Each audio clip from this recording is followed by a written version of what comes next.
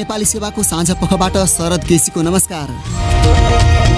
आज कार्यक्रममा युक्रेनमा पृथकतावादीको नियन्त्रणमा रहेका दुईवटा क्षेत्रलाई स्वतन्त्र राज्यको मान्यता दिने रुसको घोषणाको व्यापक आलोचना। युक्रेनका राष्ट्रपति भन्छन्, एउटा देशको सीमाको सुरक्षाले अर्को देशको सीमाको सुरक्षा पनि निर्धारण गर्छ। रुसी सङ्घले पुरै अतिक्रमण गर्यो भने हाम्रा छिमेकीहरू जोखिममा पर्छन्। युक्रेनमा रहेका नेपालीको विवरण लिँदै घटनालाई नजिकबाट नियालिरहेको परराष्ट्र मन्त्रालयको भनाई। युक्रेनमा अध्ययनरत एक विद्यार्थी भन्छन्, एकदमै धेरै प्रस्थितमा छौँ। यहाँबाट हामी सेफ जोन भनेको युक्रेन लिभिभ भनेर सिटीमा गएर बस्यौँ हामी 3-4 दिन। अस्ति मात्र फर्किल हामी। युएईसँगको पराजयसँगै T20 विश्वकप खेल्ने नेपाली सपना अन्त्य र साप्ताहिक प्रस्तुति विकल्पको बाटो प्रस्तुत गर्नेछौँ।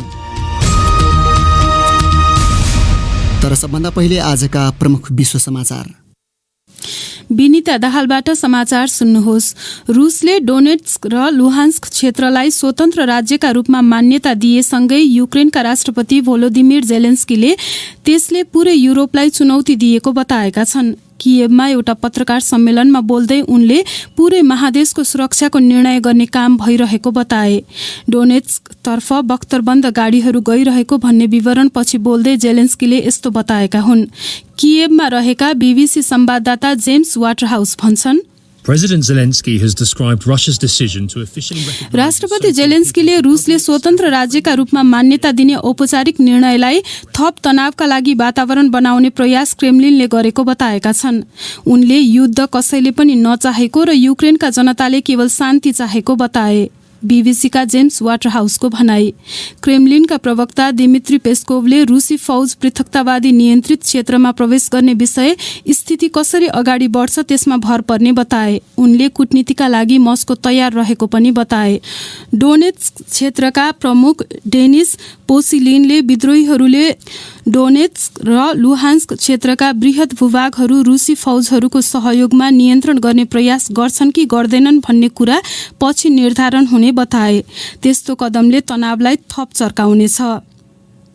रुसले युक्रेनबाट अलग दुईवटा क्षेत्रलाई मान्यता दिएपछि जर्मन चान्सलर ओलाफ सोल्सले आफूले एउटा प्रमुख Baltic gas pipeline Nord stream 2 लाई स्थगित गरिदिएको बताएका छन्। उनले निर्माण सम्पन्न भइरहेको पाइपलाइनलाई नियमनकारी अनुमोदन गर्ने प्रक्रियालाई रोकिएको बताए।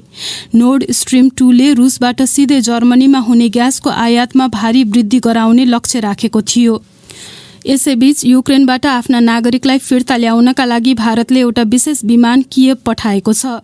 युक्रेनमा 20,000 भन्दा बढी भारतीय नागरिक छन् र त्यसमा धेरैजसो विद्यार्थी रहेका छन्। गत साता एयर इन्डियाले त्यहाँ रहेका नागरिकलाई घर फर्काउन 3वटा उडान सञ्चालन गर्ने घोषणा गरेको थियो। तपाईँ बीबीसी नेपाली सेवाको साँझ पख सुनिरहनु भएको छ। म्यानमारका लागि संयुक्त राष्ट्रसङ्घका विशेष दूतले म्यानमारमा नागरिक विरुद्ध हतियार प्रयोग गर्न अधिकारीहरूलाई हतियार उपलब्ध गराएको आरोप चीन, रुस र सर्बियामाथि लगाएका छन्। मानव अधिकार परिषदलाई बुझाइएको प्रतिवेदनमा विशेष दूत टम एन्ड्र्युजले लडाकु विमान, हतियार सहितका गाडी लगायत अन्य उपकरणहरू बिक्री गरिएको आरोप ती देशमाथि लगाएका छन्। बीबीसीकी इमोजेन फोक्स भन्छन्, हालैका यी प्रतिवेदनहरूले त्यस्ता हतियारहरू नागरिक विरुद्ध हमला गर्न प्रयोग हुन्छन् भन्ने पूर्ण ज्ञान हुँदाहुँदै ती देशले निर्यात गरिएको बताएका छन्। बीबीसीकी इमोजेन फोक्सको भनाई। म्यानमारमा सेनाले सत्ता हातमा लिएको 2 वर्षभन्दा बढी समय भइसकेको छ, तर त्यहाँ त्यस विरुद्ध आन्दोलन र प्रदर्शनहरू हुँदै आएका छन्। हङकङकी नेत्री क्यारी लामले शहरका सबै बासिन्दालाई कोरोना भाइरसको परीक्षण अनिवार्य गर्न आदेश दिएकी छन्। संक्रमण वृद्धि दर बढिरहेको भए पनि अधिकारीहरूले शून्य कोभिड नीति अपनाउन प्रयास गरिरहेका छन्। ओमिक्रोन भेरिएन्टको नयाँ लहरले अस्पतालहरूमा बिरामीको चाप बढिरहेका बेला हङकङलाई उक्त परिस्थितिमा मद्दत गर्न मुख्य भूमि चीनका अधिकारीहरूलाई खटाइएको छ। र ब्रिटेनकी महारानी एलिजाबेथले आफ्ना भर्चुअल कार्यक्रमहरू रद्द गरेकी छन्। बकिङहम प्यालेसले उनमा कोभिडका मध्यम खालका लक्षणहरू देखिएको जनाएको छ। 95 वर्षीय महारानीलाई गत आइतबार कोरोना भाइरस देखिएको थियो। आगामी साता हुने अन्य कार्यक्रमहरूमा उनले भाग लिने नलिने समय नजिकिँदै जाँदा तय गरिने बताइएको छ। महारानीले गत वर्ष जनवरीमा पहिलो पटक कोरोना भाइरस विरुद्धको खोप लगाएकी थिइन् र त्यस यता बाँकी सबै मात्रा लगाएको भएको ठानिएको छ। यो BBC नेपाली सेवा हो।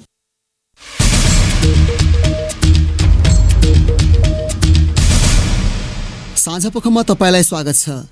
रुसले युक्रेनमा पृथकतावादीको नियन्त्रणमा रहेका 2वटा क्षेत्रलाई स्वतन्त्र राज्यका रूपमा मान्यता दिने र सेना परिचालन गर्ने घोषणा गरेपछि त्यसले व्यापक आलोचना निम्त्याएको छ। रुसी राष्ट्रपति भ्लादिमिर पुटिनले यसअघि दोनेस्क र लुहान्स्क क्षेत्रलाई स्वतन्त्र राज्यको रूपमा मान्यता दिँदै उनकै शब्दमा शान्तिपूर्ण कामका लागि रुसी सेना परिचालन गर्ने घोषणा गरेका थिए। यसरी रुसले 2वटा क्षेत्रबारे बोलेसँगै जर्मनीले नोर्ड स्ट्रिम 2 पाइपलाइनलाई प्रमाणीकरण गर्ने प्रक्रिया स्थगित गरेको छ। बीबीसीका विवरणहरूमा आधारित त्यस सम्बन्धी रिपोर्ट विनिता दाहालबाट। रुसी राष्ट्रपति भ्लादिमिर पुटिनले हस्ताक्षर गरेको आदेशमा स्वतन्त्र राज्यका रूपमा मान्यता दिइएका 2 क्षेत्रमा रुसी सेनाले शान्ति स्थापनाका लागि भूमिका निर्वाह गर्ने उल्लेख गरिएको छ। त्यससँगै सैन्य बलले छिट्टै सीमा पार गर्न सक्ने चिन्ता बढाएको छ र पश्चिमा देशहरूले मस्कोमाथि प्रतिबन्धहरू लगाइरहेका छन्। युकेका प्रधानमन्त्री बोरिस जोन्सनले प्रारम्भिक रूपमा 5वटा ब्याङ्क र 3 धनी व्यक्तिमाथि प्रतिबन्ध लगाइएको बताएका छन्। संसदमा बोल्दै उनले राष्ट्रपति पुटिनको कदम विफल नभए थप सङ्कटहरू निम्तिने चेतावनी दिए। त्यसअघि रुसका विदेश मन्त्रीले ब्रिटेनका प्रतिबन्धलाई अपेक्षित प्रतिक्रिया भनेका थिए। युक्रेनका राष्ट्रपति भोलोदिमिर जेलेन्स्कीले देशवासीका नाममा सम्बोधन गर्दै युक्रेन नडराएको प्रतिक्रिया दिएका छन्, तर उनले रुसको पछिल्लो भनाइसँगै त्यसले पूरै युरोप महादेशमा जोखिम बढाएको बताएका छन्। उनी भन्छन्, एउटा देशको सीमाको सुरक्षाले अर्को देशको सीमाको सुरक्षा पनि निर्धारण गर्छ। हामी EU वा नेटोको सदस्य होइनौँ, तर यदि रुसी सङ्घले पुरै अतिक्रमण गर्यो भने हाम्रा छिमेकीहरू मोल्डोभा, लिथुएनिया, लाटभिया र इस्टोनिया जोखिममा पर्छन्। यसैबीच जर्मनीले नोर्ड स्ट्रिम 2 पाइपलाइनलाई प्रमाणीकरण गर्ने प्रक्रिया स्थगित गरेको छ। उक्त निर्णयलाई पुष्टि गर्दै जर्मन चान्सलर ओलाफ सोल्सले यो सुन्दा प्राविधिक जस्तो लाग्छ, तर यो एउटा चाल्नै पर्ने प्रशासनिक कदम हो र यसले गर्दा पाइपलाइनको प्रमाणीकरण हुने छैन भनेका छन्। प्रमाणीकरण बिना नोर्ड स्ट्रिम 2 ले काम गर्न नसक्ने पनि उनले बताएका छन्। भाइस चान्सलर तथा अर्थमन्त्री रोबर्ट हावेकले पछि संवाददाताहरूलाई नोर्ड स्ट्रिम 2 बिना पनि जर्मनीमा ग्यासको आपूर्ति सुनिश्चित भएको बताए। उक्त पाइपलाइनका कारण रुसबाट जर्मनीमा भित्रिने ग्यासको परिमाण दोब्बर हुने थियो। उनले छोटो समयका लागि ग्यासको मूल्य बढ्ने बताए। यद्यपि युरोपेली आयोगले उक्त कदमले युरोपको ग्यास आपूर्ति प्रभावित नहुने बताएको छ।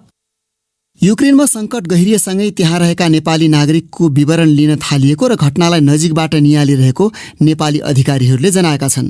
परराष्ट्र मन्त्रालयकी प्रवक्ता सेवा लम्सालले युक्रेन हेर्ने जर्मनी स्थित दूतावाससँग नेपालीको सङ्ख्याबारे जानकारी लिएको बताइन्। उनले भनिन्, घटनालाई हामीले नजिकबाट नियालिरहेका छौँ।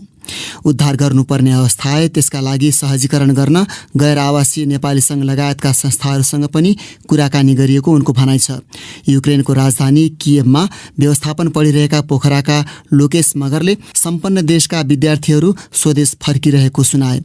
उनले हाम्रा संवाददाता विष्णु पोखरेलसँग भने, फरेनरहरूलाई चाहिँ अलिकति ट्रान्सपोर्ट छ होइन, लुहान्स्का र दोनेस्क भन्ने ठाउँमा चाहिँ छैन नेपालीहरू। त्यो चाहिँ रसियाको बोर्डर एरिया हो। त्योभन्दा अलिक ओर डेनिप्रो र खार्किभमा एकदम धेरै नेपाली साथीहरू पढ्नको लागि आउनु भएको छ। आफू जर्मनी स्थित नेपाली दूतावासको नियमित सम्पर्कमा रहेको र आवश्यक पर्दा उद्धार हुन्छ भन्ने आश्वासन पाएको उनको भनाइ छ।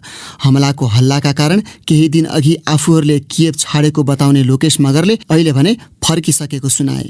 एकदमै धेरै अवस्थितमा छौँ। यहाँबाट हामी हिजो अस्ति खासमा जुन 3 मात्रै हान्छ भनेर समय दिएको थियौँ, अनि हामी चाहिँ यहाँबाट सेफ जोन भनेको चाहिँ उता वेस्ट युक्रेन लिभिभ भन्ने सिटी छ।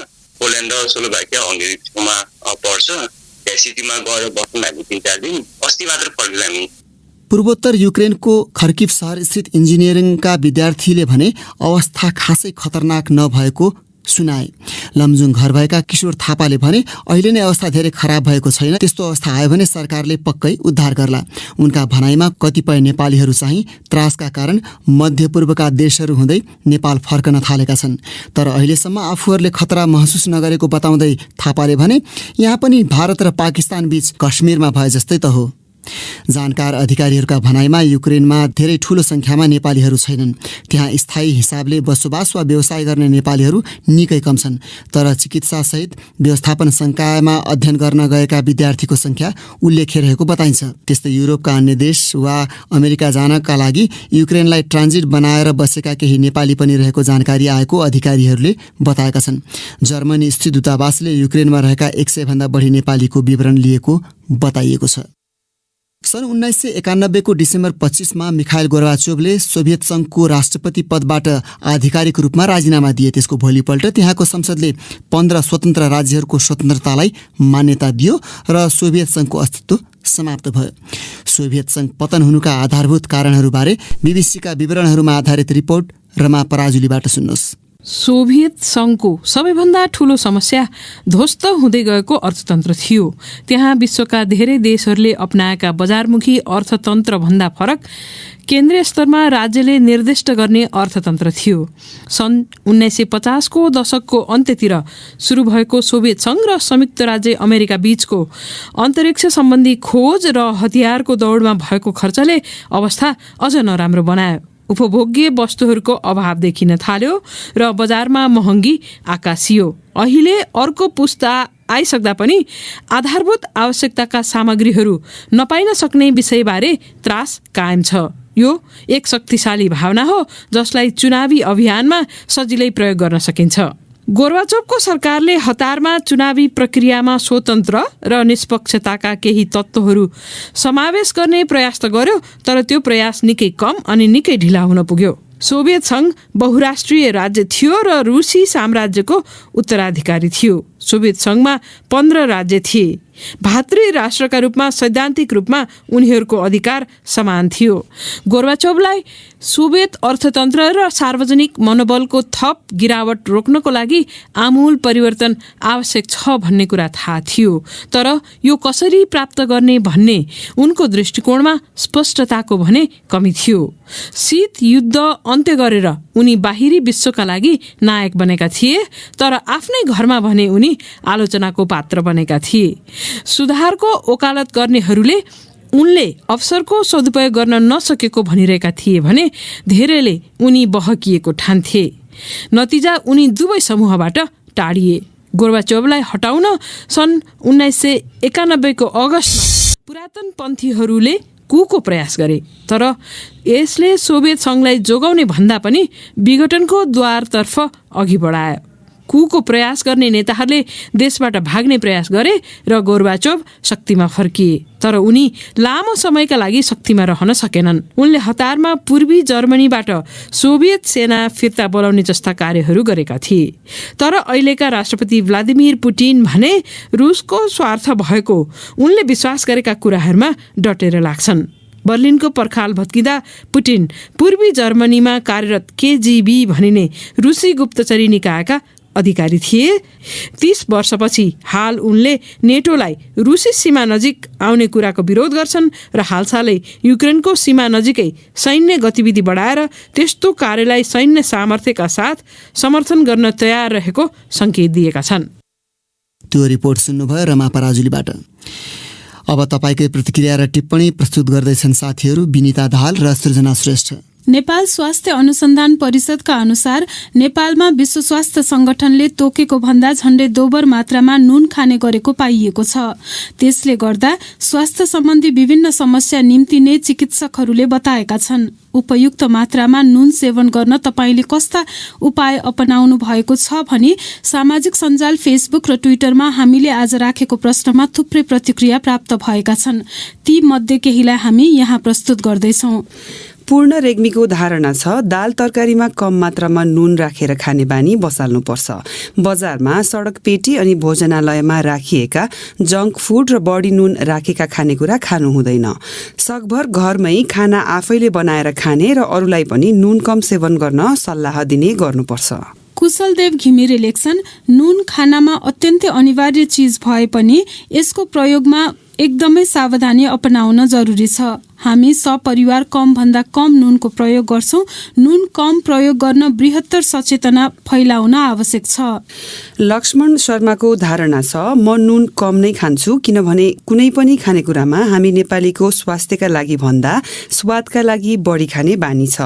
त्यसैमा पनि 100% खानेकुराहरूमा त नुनको मात्रा प्रयोग भइ नै रहन्छ। हाम्रो स्वास्थ्य प्रणालीको मुख्य प्रक्रिया विशेष गरी रक्त सञ्चालनमा नुनको अधिक प्रयोगले धेरै नै असर पारी विभिन्न प्राणघातक रोगहरूको शिकार हुनु परेको देखिन्छ। त्यसैले नुनको प्रयोग बिना नै खान सकिने कतिपय खानेकुराहरू छन्, तिनलाई अनुसरण गर्ने र नुन नभई नहुने खानेकुराहरूमा पनि नुन कम प्रयोग गर्दै खाने हो भने पक्कै सकारात्मक असर देखिन्छ।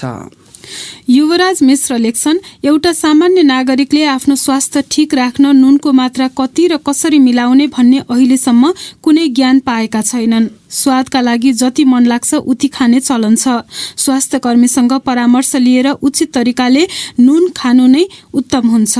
सुजन पण्डित लेख्छन्, विश्व स्वास्थ्य संगठनले औँल्याएको कमजोरीमा सचेत हुन जरुरी छ। तथापि नुन खाने सवालमा 8-10 वर्ष पहिले भन्दा जनता पनि धेरै सचेत भएको पाएको छु। हाम्रो शरीरलाई नुनको आवश्यकता छ, तर पनि नुनको थोरै मात्राले हाम्रो शरीरमा प्रशस्त काम गर्छ भन्ने बुझेर नै नुन कम्ती भए पनि थपेर खाने गरेको छैन।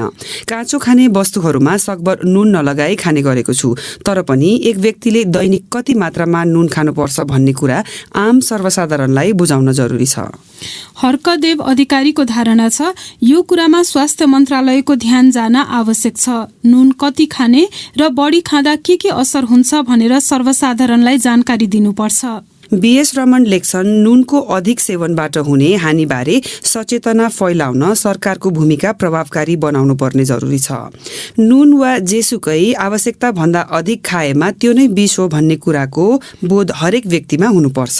सुशीला खनालको धारणा छ, नुन हाम्रो भान्साको एउटा महत्त्वपूर्ण तत्त्व हो जुन शरीरको लागि पनि उत्तिकै आवश्यक छ। तर हामीले आफ्नो स्वादको लागि हाम्रो शरीरलाई चाहिने भन्दा धेरै नै खाने गर्छौं। हिजो आज धेरै नै प्रयोग हुने तयारी खाजाहरूमा नुनको मात्रा धेरै हुन्छ, त्यसले स्वास्थ्यमा नराम्रो असर पारिरहेको हुन्छ। त्यसैले आफ्नो स्वादको लागि मात्र नभएर आफ्नो स्वास्थ्यको पनि ख्याल गर्दै नुनको मात्रा मिलाएर खानु पर्दछ। अनि इन्द्र नारायण श्रेष्ठ लेख्छन्, सही मात्रामा प्रयोग गर्न सकेको खण्डमा नुन मानिसका लागि एकदमै अनिवार्य र उपयोगी वस्तु हो। अब प्रसङ्ग क्रिकेटको। युएईसँग पराजित भएसँगै T20 विश्वकप खेल्ने नेपालको सपना तुहिएको छ। युएईबाट 176 रनको लक्ष्य पाएको नेपाल 18.4 ओभरमा सबै विकेट गुमाएर 107 रनमा सीमित हुन पुग्यो। नेपाल समूह चरणका 3वटै खेल जितेर ओमानमा जारी छनौट प्रतियोगिताको सेमिफाइनलमा पुगेको थियो। नेपालको हारको विवेचना गर्दैछन् हाम्रा खेल संवाददाता निरञ्जन राजवंशी। समूह चरणभरि नेपालको बलिङ निकै चुस्त थियो, तर आज युएई विरुद्धको निर्णायक खेलमा नेपाल चुक्न पुग्यो अनि ब्याटरहरू अपरिपक्व देखिनु नै नेपालको विश्वकप छनौटबाट बाहिरिनुको अर्को कारण बन्यो। युएईका ओपनर मोहम्मद वासिम, चिराग सुरी र वृत्य अरविन्दलाई चाँडै आउट नगरेसम्म नेपालले खेल आफ्नो नियन्त्रणमा लिन सक्दैनथ्यो। उनीहरू खेलमा जमे ठूलो स्कोर बन्न सक्थ्यो। आखिर त्यही भयो जसको नेपाललाई डर थियो। चिराग सुरीलाई दोस्रो ओभरमै आउट गरे पनि अरविन्दको 46 रन र वासिमको 70 रन नेपालको लागि भारी साबित भयो। 175 रन बन्नु भनेको नेपालको लागि ठूलो चुनौतीपूर्ण स्कोर थियो। T20मा नेपालले यति ठूलो लक्ष्य अहिलेसम्म पछ्याउन सकेको छैन। यसअघि सन् 2019मा सिङ्गापुरले बनाएको 152 रनको लक्ष्य 1 विकेट गुमाई पूरा गर्नु नै नेपालले पछ्याएको अहिलेसम्मको उच्च स्कोर थियो। नेपालको ब्याटिङ निराशाजनक रह्यो। ठूलो लक्ष्य पछ्याउन सुरुदेखि नै रन बनाउनुको विकल्प रहन्न। यस्तोमा खेलाडीहरू दबावमा आउनु स्वाभाविक मानिन्छ। तर सुरुकै ओभरमा 2 विकेट गुम्दा खेलाडीहरू थप दबावमा परेको देखियो। त्यही दबाव उनीहरूले ठेक्न सकेको देखिएन। ठूलो लक्ष्य पूरा गर्न नेपालले पावर प्लेको सदुपयोग गर्न सक्नु पर्थ्यो। आशा गरिएका कुशल भुर्टेल र आसिफ शेखको ओपनिङ जोडी पनि चलेन। युवा खेलाडी लोकेश बमलाई चाँडै ल्याउने रणनीति पनि फ्लप साबित भयो। 1 वा 2 खेलाडी जम्न सकेको भए पनि इनिङ बिल्ड हुन सक्थ्यो र लक्ष्यको लागि योजना बुन्न सकिन्थ्यो। तर नेपाली ब्याटिङमा त्यस्तो कुनै क्षण नै देखिएन। दिपेन्द्र सिंह ऐरीले केही छनक देखाउन खोजेका थिए, तर उनी र ज्ञानेन्द्र मल्ल 13औं ओभरमा लगातार बलमा आउट भएपछि नेपालको सम्भावना समाप्त हुन पुग्यो। समग्रमा भन्नुपर्दा समूह चरणभरि प्रभावकारी प्रदर्शन गरेको नेपाल निर्णायक खेलमा चुक्न पुगेकै हो, जसको मूल्य स्वरूप नेपाल 9 महिनापछि अस्ट्रेलियामा हुने T20 विश्वकपमा पुग्नबाट वञ्चित हुन पुगेको छ। नेपाली क्रिकेटको लागि, नेपाली समर्थकहरूका लागि यो दुःखद विषय हो। निरञ्जन राजवंशी। अब बाँकी विषय। यातायात व्यवस्था विभागले नक्कली सवारी चालक अनुमति पत्र सड़कमै पहिचान गर्न सक्ने प्रविधिको प्रयोग गर्न थालेको जनाएको छ। खास गरी परीक्षणकालीन सवारी चालक अनुमति पत्रलाई उक्त मोबाइल एपले ट्राफिक प्रहरीलाई नक्कली लाइसेन्स पहिचान गर्न मात्रै नभई कारबाही गर्न पनि सहज बनाउने ट्राफिक महाशाखाको भनाइ छ। यसअघि अस्थायी प्रकृतिको त्यस्तो अनुमति पत्रको हकमा नक्कली वा सक्कली खुट्याउन गाह्रो हुँदै आएको बताइएको थियो। थप चर्चा गर्दैछिन् स्वेच्छा राउत। मोबाइल एपको प्रयोगबाट ट्राफिक प्रहरीले नक्कली अनुमति पत्र बोकेर सवारी हाँक्नेहरूलाई तत्काल कार्यवाही गर्न सक्ने विभागका महानिर्देशक नमराज घिमिरेले जानकारी दिए। उनका अनुसार उक्त एपले विशेष गरी परीक्षणकालीन सवारी चालक अनुमति पत्र बोक्नेहरूलाई नियमन गर्छ। क्यूआर कोडवाला चाहिँ लोकल्ली प्रोडक्सन हुने कार्ड भएको हुनाले नक्कली हुन सक्छ भनेरै हामीले सुरक्षाको लागि त्यो स्पेशल क्यूआर कोड र special QR reader scanner application develop गरे हो। यो चिजले नक्कली कार्ड उत्पादन हुने सम्भावना चाहिँ एकदमै न्यून हुन्छ। अहिले सवारी चालक अनुमति पत्रको परीक्षामा उत्तीर्ण भएकाहरूलाई 1 वर्ष समयावधि भएको परीक्षणकालीन लाइसेन्स दिइन्छ। उक्त लाइसेन्स धनीले 5 पटक भन्दा बढ़ी ट्राफिक नियम उल्लंघन गरे वा कार्यवाहीमा परे लाइसेन्स स्वतः खारेज हुन्छ।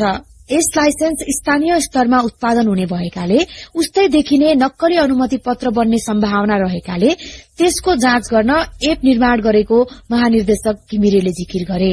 परीक्षण अवधि सकिएपछि पाइने स्मार्ट लाइसेन्स भने उक्त एपले जाँच नगर्ने बताइएको छ। अर्थात स्मार्ट लाइसेन्स चाहिँ सक्कली हो या नक्कली भन्ने जाँच सड़कमा गर्न सम्भव नभएको घिमिरे बताउँछन्। त्यो कार्ड रिडर चाहिँ हाम्रो चाहिँ इन्टरनेटमा पनि जोडिनु पर्ने भएको हुनाले त्यो फिल्डमा बोकेर हिँड्न सम्भव छैन। त्यो चाहिँ यातायात व्यवस्था कार्यालयहरूमा र ट्राफिक प्रहरी कार्यालयहरूमा छ। ट्राफिक महाशाखाका प्रहरी नायब उपरीक्षक सुनिल जङ शाहले काठमाडौँभरका 44 वटा ट्राफिक प्रहरी इकाइहरूमा खट्ने जनशक्तिहरूको फोनमा उक्त एप्लिकेशन राख्न लगाइएको जानकारी दिए। योभन्दा अगाडि सम्बन्धित यातायात व्यवस्था कार्यालयमै गएर यो नक्कली हो कि सक्कली हो भन्ने कुरा हामीले यातायात व्यवस्था कार्यालय नै फिजिकली जानु पर्थ्यो। तर अब यो एप्लिकेशन सबै ट्राफिक प्रहरी कर्मचारीलाई डाउनलोड भइसकेपछि स्पटमै पत्ता लगाउने कुरामा अलिक सजिलो भएको छ हामीलाई। प्राय जसो 2 पाङ्ग्रे सवारी चलाउनेहरूबाट नक्कली लाइसेन्स बरामद हुने उनी बताउँछन्। बाइक चलाउनको लागि पहिले लाइसेन्स पाउनुभयो, त्यसपछि उहाँले यातायात व्यवस्था कार्यालयमै नगएर नक्कलीको रूपमा 4 पाङ्ग्रे गाडी चलाउने सम्मको लाइसेन्स ल्याएको पनि देखिएको छ। यो सँगसँगै नक्कली लाइसेन्स पनि देखिएको छ। त्यस्तै एकजनाको नाममा निकालिएको लाइसेन्स अर्कोले प्रयोग गर्ने वा एकजनाको लाइसेन्स नम्बरमा अरू कसैको नाम हुने जस्ता समस्या पनि उल्लेख्य रहेको बताए। विभिन्न प्राविधिक समस्या र अभावका कारण लामो समय स्मार्ट लाइसेन्स वितरण प्रक्रिया प्रभावित थियो। सवारी चालक अनुमति पत्रका लागि परीक्षा उत्तीर्ण गरेर बसेका 4,50,000 भन्दा बढ़ी चालक परीक्षा उत्तीर्ण गरेपछि दस्तुर तिरेको रसिदको भरमा सवारी चलाउन बाध्य थिए। विभागले लाइसेन्स छपाउनका लागि आवश्यक पर्ने कार्ड सकिएको भन्दै अत्यावश्यक प्रयोजनका लागि आवेदन दिएका बाहेकलाई लाइसेन्स वितरण बन्द गरेको थियो। गत मंसिर महिनामा भने 14 लाख कार्ड भित्रिएपछि विभागले कार्ड छपाईको काममा तीव्रता दिएको अधिकारीहरू बताउँछन्।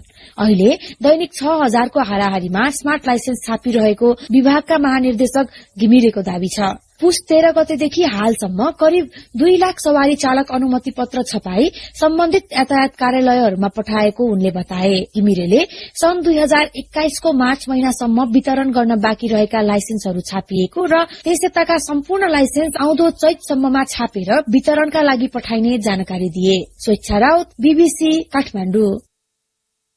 अन्तिम प्रसंगमा अब सुन्नुहोस् हाम्रो साप्ताहिक प्रस्तुति विकल्पको बाटो। यस्तो पनि ठाउँ, यो पनि आश्रम हो र यस्तो पनि मान्छेहरू राख्छ र यहाँ भने एउटा फिल जाग्यो। अनि त्यो पाठले चाहिँ मलाई एकदमै त्यो टच भयो। त्यसपछि चाहिँ मैले आफ्नो जागिरलाई छोडेर मानव सेवा आश्रममा समर्पित भएँ। उहाँहरूको त्यो मुस्कान देख्दा एकदमै खुसी लाग्छ, एकदमै प्रेरणा मिलेको छ। 1 रुपैयाँ पनि छैन तर पनि कति धेरै खुसी लाग्छ उहाँहरूको छोरी भएर सेवा गर्न पाएको छु। समाजमा मानव सेवाकै लागि पूर्ण रूपमा समर्पित हुनेहरू कमै हुन्छन्। त्यसमा पनि 21 वर्षीय एक अविवाहित महिला मनोसामाजिक परामर्श तथा उपचारको आवश्यकता भएका करिब 60 जना सहारा विहीनको स्याहार सुसारमा लागेकी छन् भन्दा धेरैलाई अचम्म लाग्न सक्छ। तर सुनमाया गुरुङले अहिले यस्तै जीवन अँगालेकी छन्। एयर होस्टेस अर्थात् विमान परिचारिकाको जागिर छोडेर मानव सेवा आश्रममा निशुल्क काम गर्दै आएकी उनी जीवनको आफ्नो लक्ष्य नै सेवा गर्ने रहेको बताउँछिन्। सकारात्मक प्रयासहरूको चर्चा गरिने साप्ताहिक विकल्पको बाटोमा उनै सुनमायाको सेवाभावको चर्चा गर्दैछन् वीरगञ्जबाट माधुरी महतो। सानुमायाको वास्तविक घर लमजुङको दोर्दी 9 लप्सीबोट हो। 1 वर्षदेखि मानव सेवा आश्रम बेरगन्जमा कार्यक्रम संयोजकका रूपमा उनी कार्यरत छिन्। 4 वर्ष अघि आश्रमसँग काठमाडौँमा जोडिएकी उनले त्यसअघि 7 महिना बुद्ध एयरमा एयर होस्टेसका रूपमा पनि काम गरिन्। साइकोलोजीकी विद्यार्थी उनले कुनै संघ संस्थामा काम गरेको अनुभव बटुल्नु थियो। त्यसै क्रममा 2072 साल मंसिरको अन्त्यतिर काठमाडौँको सामाखुसी स्थित आश्रम शाखामा आउजाउ गर्दा गर्दै उनको ध्यान मानव सेवातिर मोडियो। साइकोलोजी र सोसल वर्कमा 250 घण्टाको एउटा काम गर्नुपर्ने थियो। अनि त्यसपछि मैले धेरै संस्थाहरूमा बुझेँ। एकजना दाइ भेटेँ मैले, अनि दाइले भन्छ मानव सेवा आश्रममा चाहिँ हजुर जुन टाइम पनि काम गर्न पाइसिन्छ। पुरै त्यहाँ आमा बुवाहरू 30-35 जना हुनुहुन्थ्यो। उहाँहरू खाना खाइराखेको थियो, कोही झगडा गरिराखेको थियो। आश्रम पुगिसकेपछि त एउटा यस्तो पनि ठाउँ, यो पनि आश्रम हो र यस्तो पनि मान्छेहरू राख्छ र यहाँ भन्ने एउटा फिल जाग्यो। अनि त्यो पाठले चाहिँ मलाई एकदमै टच भयो। त्यसपछि चाहिँ मैले आफ्नो जागिरलाई छोडेर मानव सेवा आश्रममा समर्पित भए। सधैँ आकाशमा उडिरहने सहज र आकर्षक जागिर छोडेर उनी मानव सेवामा हाल पूर्णकालीन रूपमा समर्पित भएकी छन्। उनले आश्रमका करिब 60 भन्दा धेरै सहारा विहीन मानिसहरूको स्याहार गर्दै सहारा बनेकी छन्। के लाउने के खुवाउने उहाँहरूलाई कसरी खुसी पार्ने भनेर झन् जिम्मेवारी थपेको महसुस हुन्छ। उहाँहरूको त्यो मुस्कान देख्दा एकदमै खुसी लाग्छ, एकदमै प्रेरणा मिलेको छ। यो धरतीमा हामीले जन्म लिइसकेपछि आफ्नो लागि त सबैले गर्छौँ नि त, अरूको लागि के गर्नुपर्छ भनेर चाहिँ मलाई पनि एउटा भावना जाग्यो। 1 रुपियाँ पनि छैन तर पनि कति धेरै खुसी लाग्छ। उहाँहरूको छोरी भएर सेवा गर्न पाएको छु, एकदमै खुसी लाग्छ। वीरगञ्ज स्थित मानव सेवा आश्रमकी कार्यक्रम संयोजक सानुमाया गुरुङलाई हाल भ्याइ नभ्याइ छ।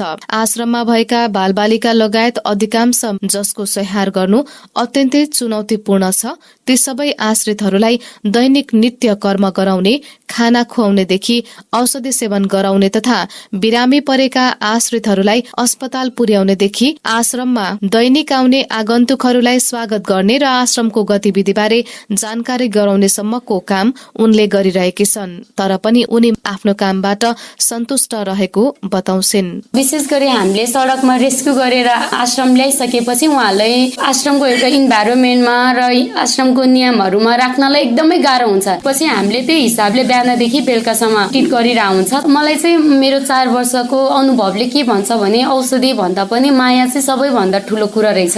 यहाँ रेस्क्यु गरेर ल्याएर पनि दिने भनेको त्यो खाना हो, औषधि नै हो। मैले सकुन्जेल म मेरो लागि भन्दा पनि उहाँहरूको सहयात्री कसरी बन्न सकिन्छ भनेर सोचिराखेको छ। आश्रममा लागेपछि सुरुका दिनमा रुष्ट बनेका परिवारका सदस्य भने हाल उनको सेवा भावले खुसी रहेको उनी बताउँछिन्। घरको एक्लै छोरी हो म चाहिँ। फेरि घरमा मेरो 3 जना दादाहरू हुनुहुन्छ र म मात्रै हो सबैभन्दा कान्छी छोरी। अनि मम्मीले डाक्टर बनाउनु पर्छ, बाबाले लौरेनी बनाउनु पर्छ भने बाबा र मम्मीको सपना। केही दिन त बाबा मम्मी धेरै नै रुनु भयो, केही दिन त बोल्नु पनि भएन। पछि आश्रमलाई महसुस गर्नुभयो हैन, भिजिट गर्नुभयो, भिडियोहरू हेर्नुभयो, अनि अहिले चाहिँ एकदमै सपोर्ट गर्नुहुन्छ। उनको उक्त प्रेरणादायी कार्यले अन्य धेरै युवाहरू पनि आकर्षित भएको र फुर्सदको समयमा आश्रममा समय दिन थालेको आश्रमका संरक्षक एवं प्राध्यापक डाक्टर दीपक साक्य भन्छन्। सेवा गर्ने सेवा गरिरहेको भोलिन्टियरी हुन्छ। जस्तै हामी पनि त्यहाँ भोलिन्टियरी हामी जहिले समय हुन्छौँ, हामी जान्छौँ र हाम्रोबाट जे जति सहयोग हुन्छ गर्छौँ। अभिभावकको भूमिका खेलेछौँ भने आमा बुवाहरूप्रति सेवा गर्दाखेरि जति उसलाई चाहिँ आनन्द आयो, त्यसले गर्दाखेरि उनले आफ्नो रहेको जबलाई पनि छोडेर त्यसलाई सेवा गर्ने भावनाले अहिले पूर्ण रूपमा मानव सेवा आश्रममा जोडिरहेको छ, परि पनि रहेकी छिन्। यो एउटा अति नै राम्रो सकारात्मक उदाहरण हो। अहिले उमेरको त्यो विचार, उमेरको सोचमा परिवर्तन उसको कर्मले गर्दाखेरि धेरै युवाहरूले पाठ सिक्ने अवसरहरू पाएको छ। वीरगञ्जमा 2074 जेठ 15 मा स्थापित आश्रम शाखामा हाल 63 जना सडक मानव आश्रित रहेका छन्। भर्खरै प्राप्त समाचार अनुसार प्रधानमन्त्री शेरबहादुर देउवाले गठबन्धनभित्रबाट असहयोग भएको भन्दै एमालेसँग एमसीसी पारित गर्न सहयोग मागेको एमाले नेता विष्णु रिजालले जानकारी दिएका छन्। देउवा र एमाले अध्यक्षबीच आज साँझ छलफल भएको थियो। मन्त्री ज्ञानेन्द्र बहादुर कार्कीले भने पुरानै कुरा आएको भन्दै नयाँ केही नभएको बीबीसीलाई बताए। हवस् त यसका साथै बीबीसी नेपाली सेवाको साँझ पख यहीँ सकिन्छ। अब हामी भोलि बिहान 7:15 बजे बिहानी पख लिएर आउनेछौँ। त्यस बेलासम्मका लागि हामी सबैलाई बिदा दिनुहोस्। नमस्कार।